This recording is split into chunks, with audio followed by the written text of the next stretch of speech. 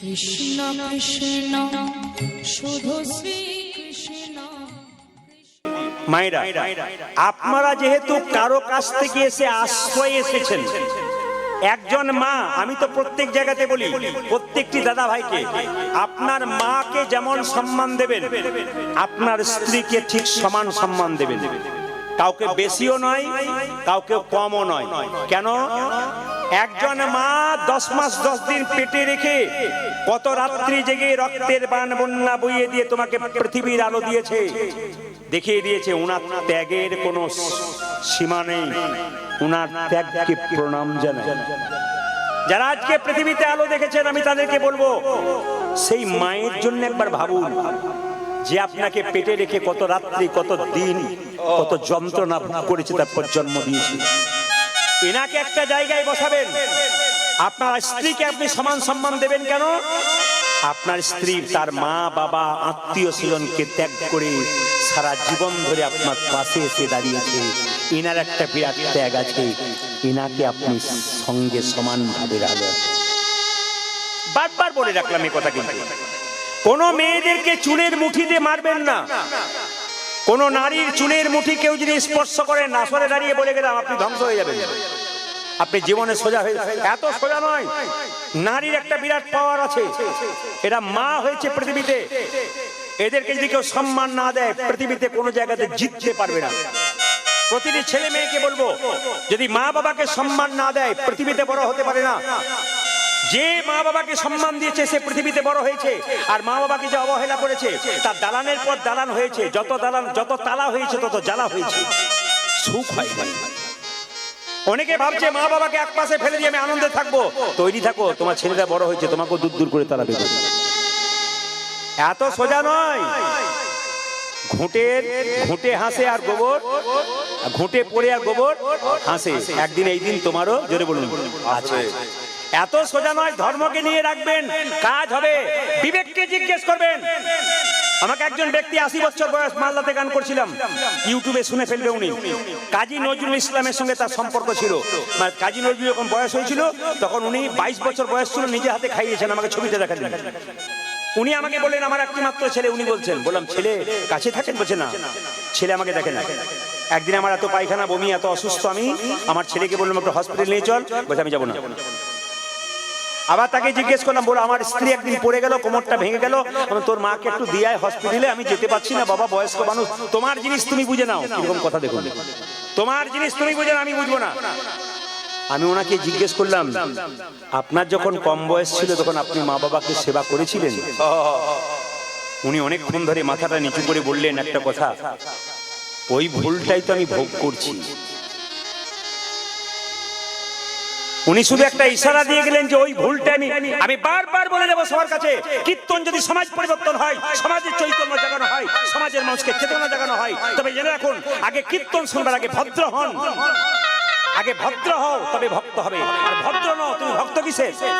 আগে ভদ্র হতে হবে, ভালোবাসতে হবে মানুষকে।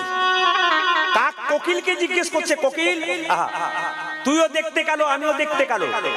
আমি যখন লোকের ঘরের মানে বাড়িতে বা গাছের ওপরে যখন ডাকি, লোকে লাঠি নিয়ে তেড়ে যায়। আর তুই যখন ডাকিস তখন লোকে দাঁড়িয়ে দাঁড়িয়ে তোর ডাক শুনি। তোকে ভালোবাসে, আমায় ভালোবাসে না কেন? কোকিল বলছে, বুঝতে পারছিস না, তোর কণ্ঠটাই তো ভালো নয়, তোকে লোকে ভালোবাসে না। কোকিল বলে, আমার কণ্ঠ ভালো তাই লোকে শোনে। খুব মন দিয়ে শুনবেন। স্বামী যদি কোনো পুণ্য করে, এদিকে এদিকে, স্বামী যদি কোনো পুণ্য করে, স্ত্রী তার অর্ধেকটা ভাগ পাবে। কোন কোন পুরুষ ভাবতে পারে তাহলে আমি পাপ করলে অর্ধেকটা ভাগ পাবে, না, 1% পাবে না। দাদা ভাইরা জেনে নিন, পুরুষ যদি পুণ্য করে সংসারে, তবে 50 ভাগ মানে অর্ধেকটা ভাগ কিন্তু আমার মায়েরা পাবেন। আর পুরুষ যদি কোনো পাপ করে, মায়েরা 1% পাপের ভাগ পাবেন না। শুনবেন ভালো করে। এইবার প্রশ্ন করবেন, তাহলে মায়েরা যদি কোনো পাপ করে সংসারে পুরুষ কি ভাগ পাবে? হ্যাঁ পাবে। মায়েরা যদি কোনো পাপ করে, মায়েরা যদি কোনো পুণ্য করে, পুরুষ কি পাবে? পেতেও পারে, না পেতেও পারে। কেন বলুন তো? মায়েরা যদি কোনো পুণ্যকর্ম সংসারে পুজো পাঠ করে আর তার স্ত্রী আর তার স্বামী যদি তাকে সাহায্য করে, তাহলে কিন্তু সে পুণ্যের ভাগটা পাবে। আর স্ত্রী কৃষ্ণ ভক্ত হতে চায় আর স্বামী খালি মাংস এনে প্রত্যেকদিন বাড়িতে খায়, পুজো করতে দেয় না, ও 1% পুণ্যের ভাগ পাবে না। শুনে নিন যারা বসে আছেন, এই জন্য মায়েরা কেন পাপের ভাগ, আপনারা কেন স্বামীর পাপের ভাগ পান না? আপনাদের সহধর্মিনী বলা হয়।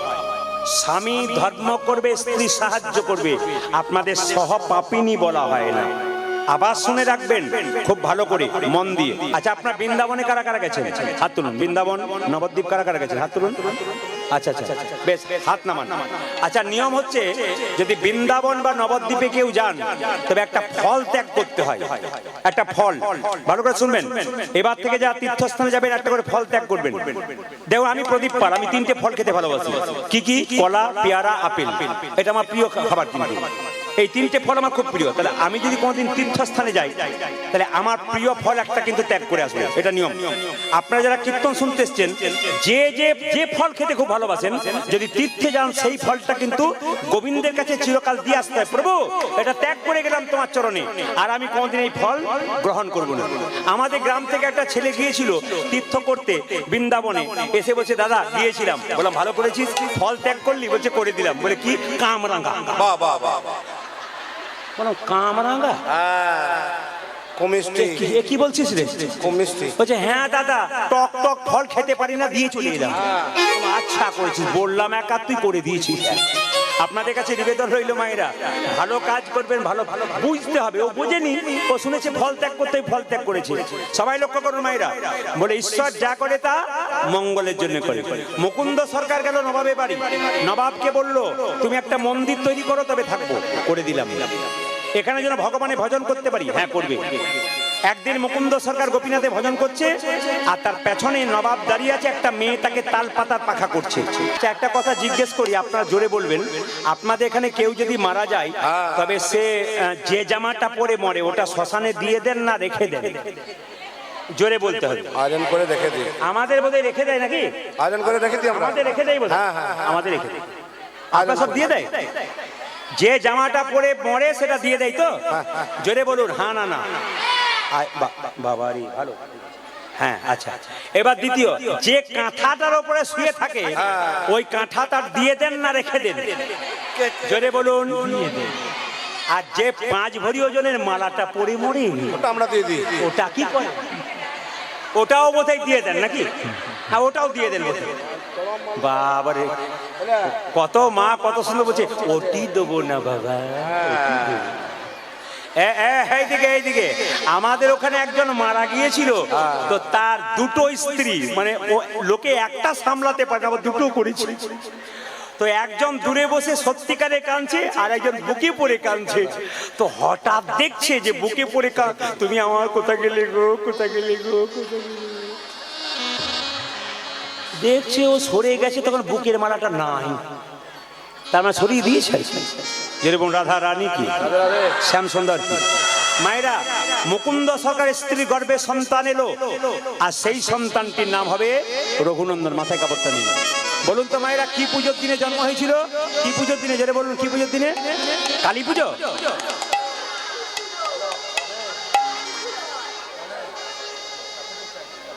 আচ্ছা, কালী পুজোর দিনে তো মায়েরা? না না, জন্ম নিয়েছিল কিসে মায়েরা? সরস্বতী পুজোর দিনে। সবাই আহা হেন কালে জন্মিল, জন্মটাকে হোক শ্রী রঘুনন্দন।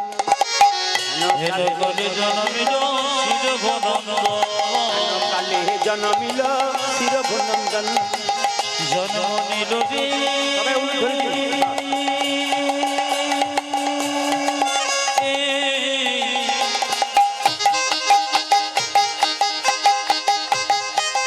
রঘুনন্দন কি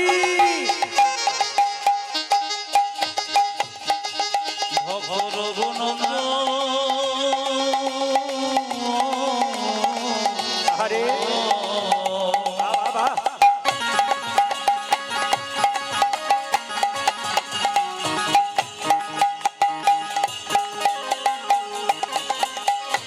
সন্তান জন্ম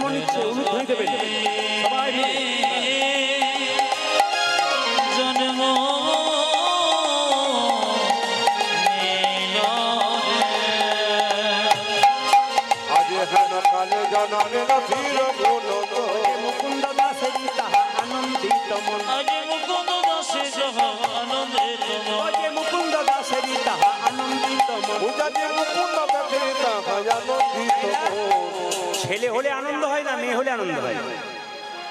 যারা ভালোবাসে তারা দুটোতে আনন্দ হয়, কিন্তু অনেকে বলছে ছেলে হলে আনন্দ হয়। মুকুন্দ সরকার সরস্বতী পুজো করছিল, একটা মেয়ে বলছে কবিরাজ তোমার ছেলে হয়েছে, আনন্দ ধরে না আনন্দ ধরে না আনন্দ ধরে না না না না আনন্দ ধরে না মুকুন্দ দাসের মনে আনন্দ ধরে না। মুকুন্দ দাসের মনে আনন্দ ধরে না এটা শুনি দিন, যদি মায়েরা কিছু মনে করবেন না, আপনারা ভাবছেন যার মেয়ে আছে সে কি উদ্ধার হবে না? হবে। যদি সন্তান না থাকে মেয়ে মুখাগ্নি করতে পারে, বাবার শ্রাদ্ধ অবশ্যই সারতে পারে, কোনো চিন্তা নেই। যার মেয়ে হয়েছে দুঃখ করবেন না, আমার তো দুটি কন্যা, ভাগ্য লক্ষ্মী আর শুভ লক্ষ্মী, তা আমি কি উদ্ধার হবো না? শাস্ত্র পড়ে জেনে নিয়েছি উদ্ধার কিন্তু হবে। যদি ছেলে মেয়ে কারো না থাকে, তাহলে স্ত্রী যদি মারা যায় স্বামী তার সাধ্য কাজ করতে পারে।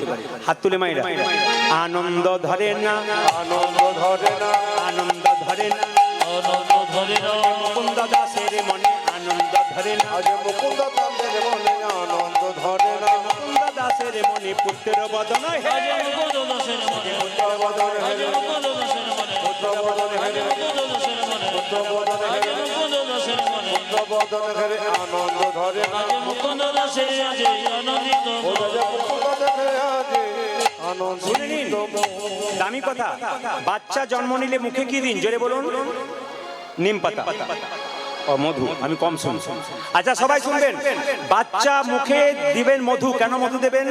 আপনাদের বিশ্বাস আছে বাচ্চা জন্ম নিলে মুখে মধু দিলে বাচ্চা মিষ্টি মিষ্টি কথা বলে। বইটার নাম বলে দিই, হিন্দু ধর্ম কি এবং কেন। বইটার লেখক হচ্ছে কে? লোকনাথ কবিরাজ। তাতে দুটি বইয়ের রেফারেন্স দেওয়া আছে, একটা হচ্ছে গভীর গৃহসূত্রকার, একটা পরাশর গৃহসূত্রকার। এই দুটো বইতে বলেছে বাচ্চার জন্মের পরে মুখে মধু দেয় কেন? বাচ্চা জন্ম নিয়ে মায়ের দুগ্ধ পান করতে পারে না, কান্নাকাটি করে, ওই কান্না বন্ধ করার জন্য মধু দেয়, মিষ্টি কথার জন্য নয়। তাহলে মিষ্টি কথা বলার জন্য মধু দেবেন কখন? শাস্ত্র বলে দিয়েছে, গভীর গৃহসূত্রকার বলছে যে বাচ্চার যখন জন্ম হলো 1 মাস পর যখন অসহ্য গৃহ থেকে নিয়ে গেলেন আতুর ঘর থেকে, তারপর স্নান করিয়ে ভগবানের মন্দিরে শুয়ে দিয়ে প্রভুর কাছে একটু মধু দিয়ে, মুখে মধু দিয়ে প্রভুর কাছে প্রার্থনা করতে হবে, প্রভু আমার ছেলে যেন মিষ্টি মিষ্টি কথা বলে। যদি বইতে শাস্ত্রে সত্যি কথা বলেছে তাহলে একবার দেখবেন, আগামীতে যাদের সন্তান হবে তারা একবার টেস্ট করে দেখবেন, কারণ গোবিন্দ গৃহসূত্রকার বইটাতে পরিষ্কার লেখা আছে। আর পরাশর গৃহসূত্রকার বইটাতে লেখা আছে যখন বাচ্চার মানে মুখে ভাত হবে, হ্যাঁ মুখে ভাত হয় না, মানে অন্নপ্রাশন হয় না, সেই সময় আপনারা পরমান্ন দেবার আগে যদি একটু মধু দিতে পারেন আর প্রভুর কাছে প্রার্থনা করতে পারেন আমার ছেলে মিষ্টি মিষ্টি কথা বলবে, তাহলে কিন্তু মিষ্টি মিষ্টি কথা বলবে। এটা শাস্ত্র বলছে, আপনি একটা প্র্যাকটিক্যাল দেখে নেবেন হচ্ছে কিনা, নিশ্চয় হবে। মুকুন্দ সরকার কীর্তন গান গাইছে, আর সেই সময় বাংলার নবাব হুসেন শাহ ফকির সেজে এসছে তাকে চিকিৎসা করানোর জন্য। মায়েরা, আমার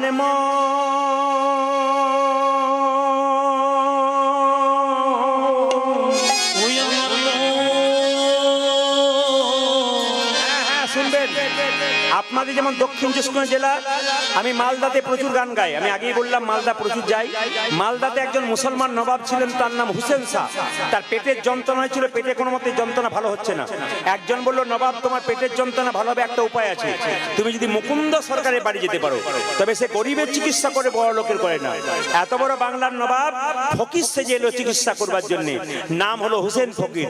যেন চিনতে না পারে মুকুন্দ, ফকির সেজে নবাব এসেছে, দরজায় দাঁড়িয়ে আছে, আর মুকুন্দ গাইছে সকালবেলায় ঘুম থেকে উঠে, আমার মন মন্দিরে তুমি মদন দাঁড়াবে গো আসি ডাকি। ওই আমার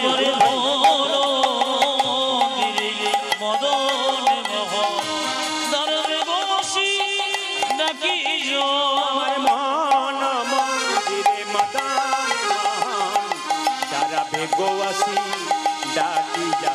ওই আমার মন মন্দিরে মদন মোহন দাঁড়াবে গোয়াতে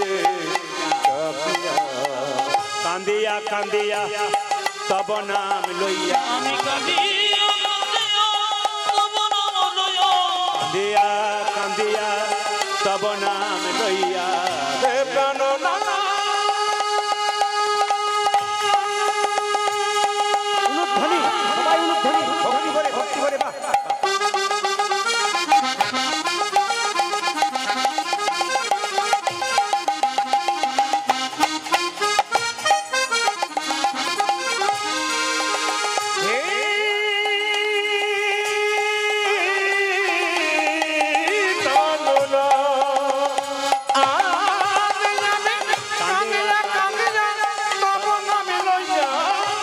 জলে বুক ভাসাইয়া আমি কাঁদিয়া কাঁদিয়া তবু নাম লইয়া নয়নে জলে বুক ভাসাইয়া আমার মন মন্দিরে মদান মহান যারা বেকো আসি ডাকিয়া আমার মন্দিরে মদন মোহন তারে গোবসি ডাকিয়া।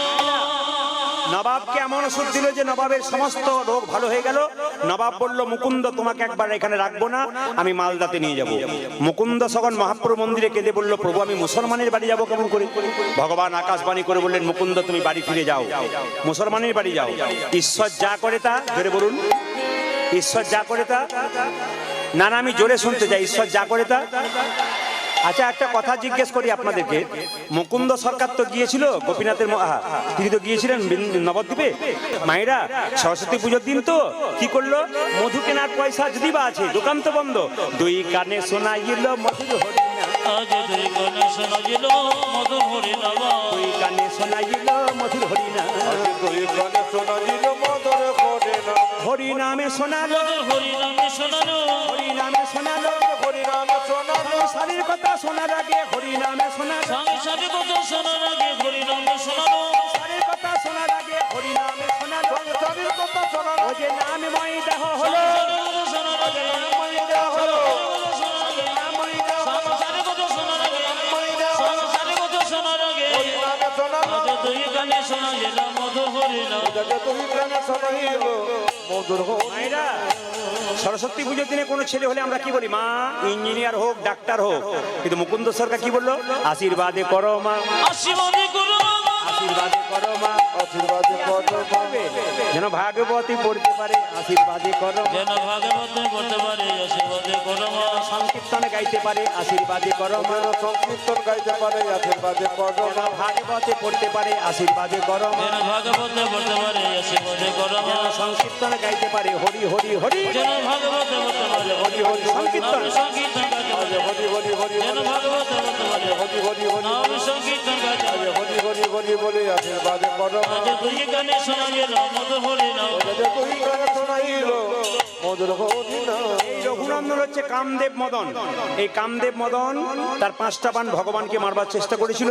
ভগবান বলল, কামদেব আমার দেওয়া বাণ তুই আমাকে মারলি, অভিশাপ দিলাম তোর মর্তকুলে জন্ম হোক। কামদেব বলল, প্রভু অভিশাপ যদি দিলে মর্তকুলে জন্ম হোক, আশীর্বাদ দেওয়ার জন্য তোমার চরণ সেবা করতে পারি। ভগবান বললেন, ঠিক আছে, আমি গোপীনাথ রূপে যাব শ্রীখণ্ডে, আর তুই রঘুনন্দন রূপে যাবি। একদিন তোর হাতে আমি নাড়ু প্রসাদ গ্রহণ করব। মায়েরা সবাই একটু করজোরে বসুন। আজকে মুকুন্দ সরকারের ছেলে জন্ম নিয়েছে। তবে একটা কথা বলে রাখি, আপনারা জন্ম নিল ঠিক কথা, তারপর আস্তে আস্তে বড় হলো, স্নান যাত্রা এলো। আচ্ছা, জগন্নাথ মন্দিরে কে কে গেছেন? হাত তুলুন, হাত তুলুন। জগন্নাথ মন্দিরে গেছেন, হাত নামান। আচ্ছা মায়েরা, জগন্নাথের কলেবর হয় না, নব কলেবর, জোরে বলুন। নতুন করে তৈরি করা কতদিন পর পর হয়? 12 বছর পর? না, আপনাদের ভুল হলো, বলে দিই আপনাদের। নবকলেবর কখন হয়? বলছে পুরুষোত্তম মাসে হয়। এই যে মাসটা হচ্ছে, কিন্তু এই মাসে হবে না এবারে। কেন বলুন তো?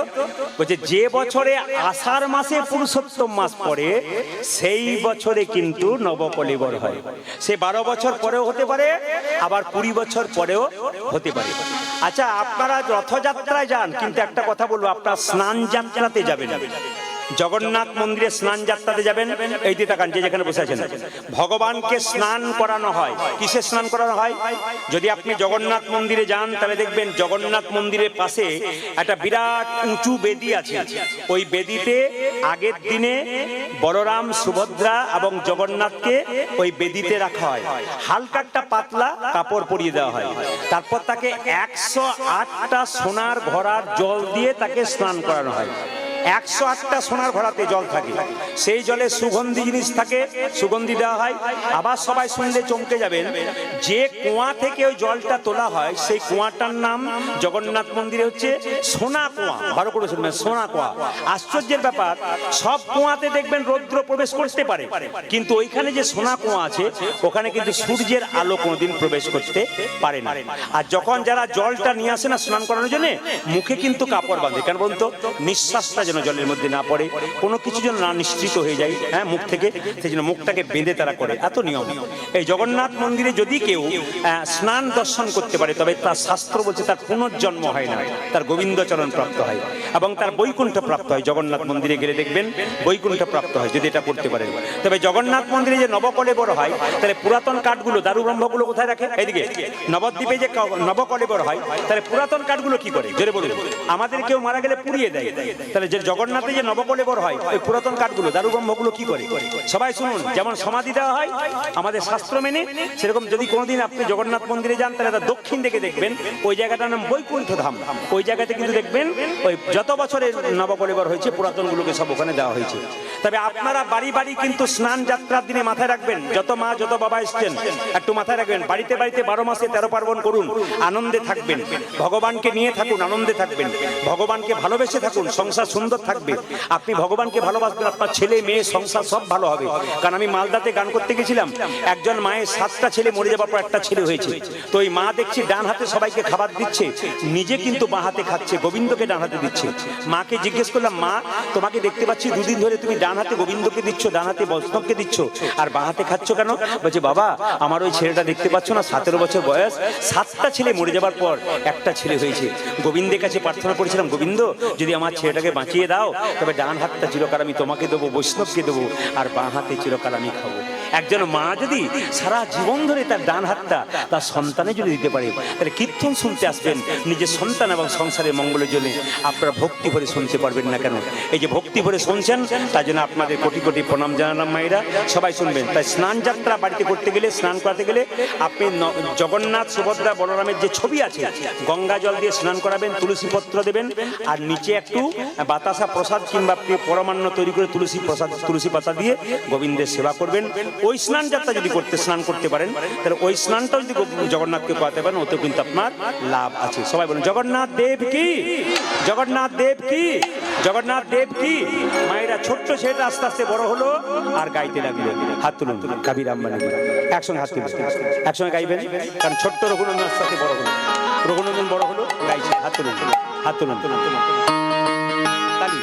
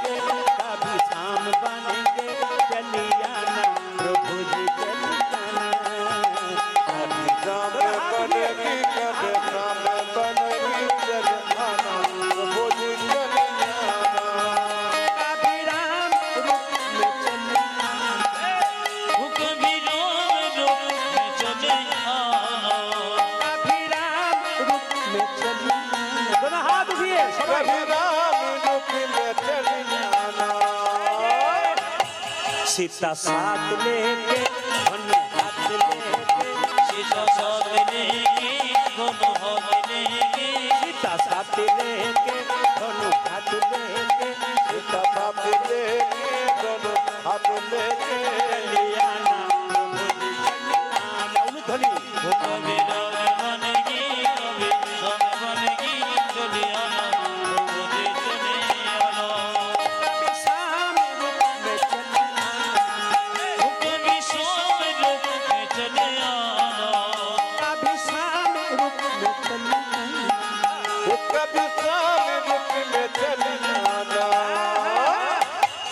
राधा साथ लेके मुरली हाथ लेके राधा साधने की बोले बांधने की राधा साथ लेके मुरली हाथ लेके ओ राधा साथ लेके मुरली हाथ लेके चली आना प्रभु जी चली आना कभी राम बनेगी कभी श्याम बनेगी चले आना मुझे चले आना रूप में चली कभी शीत में चले आना ओ कभी सीप रुक में चली जाना कभी शिव रूप में चली कभी शीत में चले आना गौरी साथ लेके डमरू हाथ लेके थोड़ी साथ लेगी दोनों हाथ लेगी गौरी साथ लेके डमरू हाथ लेके ओ गौरी साथ लेके डमरू हाथ लेके चली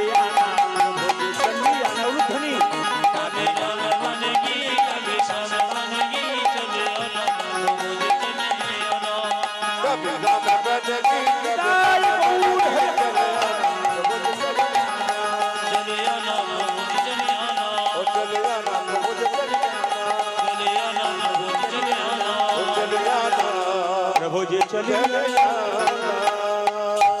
সবার কাছে আমি মিনতি রাখবো লীলা তো সংক্ষিপ্ত এখন গাইতে গেলে তো অনেক সময় গাইলে আরো ভালো ভালো কথা বলা যায় এটা সময় বাঁধা থাকে আগেই বলেছি এই যে ছুটে ছুটে জায়গাগুলোকে ধরতে হয় আপনার সবাই একটু মাথায় কাপড় নিন দাদা ভাইরা যারা এসছে রুমাল তোয়ারে থাকলে মাথায় নেবেন না থাকলে নেবার দরকার নেই মাথায় হাত দিয়ে দেবেন কারণ মায়েরা সবাই নেন প্রসাদটা পাবেন যারা পাবেন তারা নেবেন যারা পাবেন না তারা হরিলুট নিয়ে নেবেন বাড়িতে সবাই আবার কি বলবো খুব শান্ত হয়ে বসবেন খুব সুন্দর লাগছে আপনাদের পরিবেশ আমি এলাকাতে দু তিনটে জায়গায় এসেছিলাম এবারে সমস্ত পরিবেশই ভালো আপনাদের পরিবেশটা আরো সুন্দর আপনারা দেখিয়ে দিয়েছেন পরিবেশ সুন্দর বাহ খুব ভক্তি আপনাদের বাবারা সবাই মিলে একবার বলুন নিতাই চাঁদ কি বাবা শ্যাম সুন্দর কি বলিয়ে শ্রী রামচন্দ্র ভগবান কি बोलिए श्री रामचंद्र भगवान की बोलिए श्री पवन पुत्र हनुमान की बोलिए श्री पवन पुत्र हनुमान की बोलिए श्री पवन पुत्र हनुमान की একটা রুটি যদি মায়েরা রুটি যদি উনানে সেকেন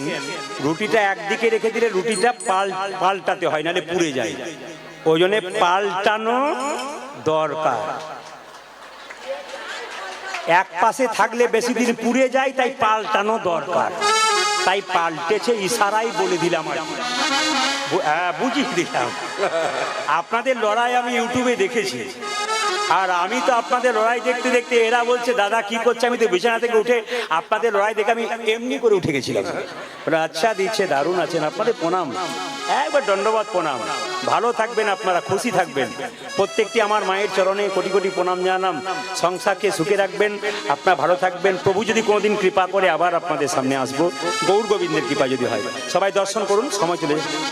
এবার দেখবো আপনারা কেমন কীর্তন শুনছেন আচ্ছা বলুন তো নবাব যখন কীর্তন শুনছিল মুকুন্দ সরকারে নবাবকে একটা মেয়ে পাখা করছিল তাল পাতার না প্লাস্টিকে জোরে বলুন আপনাদের চরণে কোটি কোটি প্রণাম সব জায়গায় যেমন দেয় আপনারা দিচ্ছেন আচ্ছা সেই তাল পাতার পাখাতে ময়ূরে কাকের পালক ছিল না কুকুরের পালক ছিল ময়ূরের পালক ছিল যেই না ময়ূরের পালকটা দেখে অজ্ঞান হয়ে গেছে মুকুন্দ সরকার গান করতে করতে তার মুখে জল দিয়েছে তার জ্ঞান ফিরেছে সঙ্গে সঙ্গে নবাব বলল যাও গোটা শ্রীখণ্ডটা আমি তোমার নামে লিখে দিলাম ঈশ্বর যা করে তা দেখুন ভিখারি ছিল গোটা শ্রীখণ্ড তার নাম লিখে দিল মুকুন্দকে বললো যদি কোনদিন আমার পেটের যন্ত্রণা হয় তুমি দেখবে নবাব তাকে পাঠিয়ে দিল আর মুকুন্দ গাইতে গাইতে বাড়ি ফিরছে তার স্ত্রীর কাছে কিভাবে যশোদার দুলাল বিভাগ তুমি যশোদারি দোলা তুমি বজে রাখা ব্রজে রাখা বৃন্দাবন মন যশোদারি দোলা ব্রজে বৃন্দাবন মন হরে যশোদার দুলাল বজের রাখা বৃন্দাবন মন হারি ও তুমি যশোদার দোলা রোজ রোদা বৃন্দাবন ধর আরে গোপীজন বল্লভ রাধিকা রমণ গোপী জন বল্লভ রাধিকা রমণ গোপীজন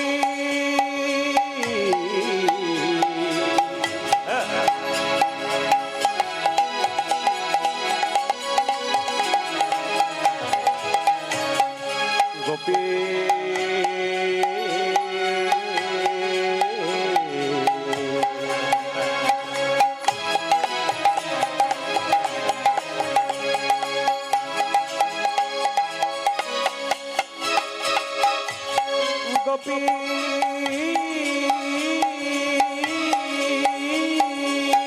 ধ্বনি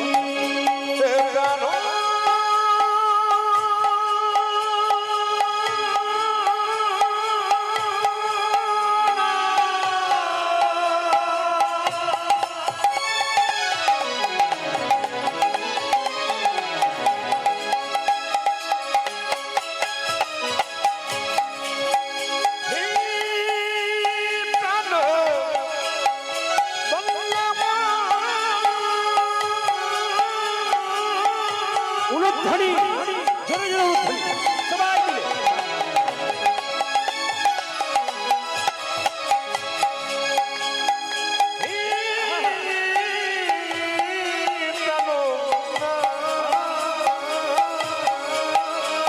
হরিবল হরিবল হরিবল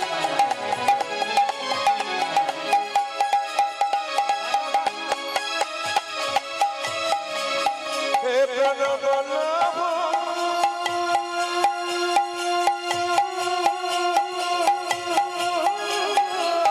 রাধে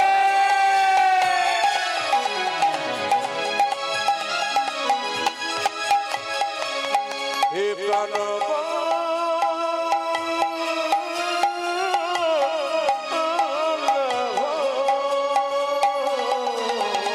গোপী জনবল্লভ রাধিকার মন জনবল্লভ রাধিকা রাম তুমি গোপী জন বল্লভ রাধিকার মন চিত্তবিত্ত মনোহরি বৃন্দাবন উলুধ্বনি উলুধ্বনি যশোধরে দোলা সবাই রাধে দোলা বৃন্দাবন মনোহরে ও তুমি যশোদার দোলা ব্রজনাথ বৃন্দাবন ধন দেখা দা দেখা দাও দেখা দা দেখা দাও দেখা দা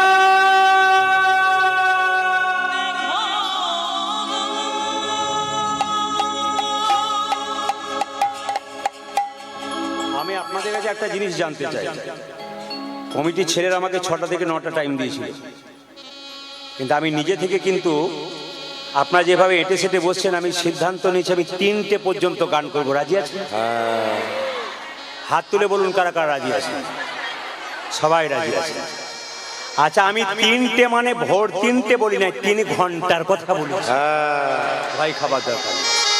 আচ্ছা বেশ বেশ টাইম দিয়েছে আমি বলেছি চিন্তা নেই আমি বাড়িয়ে দেবো আপনারা যতক্ষণ বসবেন তা নয় পরবর্তী আছেন ব্রহ্মচারী মহাশয় তিনি গাইবেন ওই জন্য তাকেও সুযোগ দিতে হবে তার একটা টাইম আছে তবু কমিটির ছেলেরা বলেছেন আপনি 9:30 পর্যন্ত গান আপনাদের জন্য গাইলাম যদি প্রভু জোরে বলুন রাধা রানী কি না জয়টা জোরে হবে শ্যাম সুন্দর কি মদন মোহন কি হরিবাসর কি সাধুগুরু বৈষ্ণব কি